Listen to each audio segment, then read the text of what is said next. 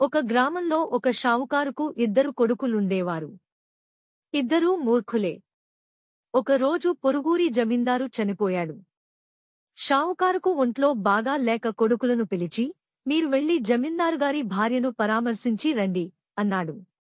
చిన్నవాడు, నేను వెళ్ళతాలే, నాన్నా. ఏమని పరామర్శించాలి అని అడిగాడు.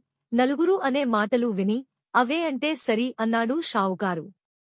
చిన్న కొడుకు పొరుగురు వెళ్లి, జమీందారుగారి ఇంటికి కొద్ది దూరంలో నలుగురు మనుషులు, చచ్చాడు దుర్మార్గుడు, గ్రామానికి శని విరగడ అయింది అనటం విన్నాడు. వాడు జమీందారుగారింట ప్రవేశించి జమీందారు భార్యతో, అమ్మా, విచారించకండి. చచ్చాడు దుర్మార్గుడు, గ్రామానికి శని విరగడ అయింది అన్నాడు. జమీందారు కొడుకులు వాణ్ణి చితకతన్ని పంపారు. చిన్నవాడికి జరిగినది తెలిసి పెద్దవాడు పరామర్శించటానికి వచ్చి, జమీందారు భార్యతో, అమ్మా, మా తమ్ముడు అజ్ఞాని, వాణ్ణి క్షమించండి. ఈసారి ఇలాంటిది జరిగితే నేనే వచ్చి పరామర్శిస్తాను అన్నాడు. జమీందారు కొడుకులు వాణ్ణి కూడా తన్ని పంపేశారు.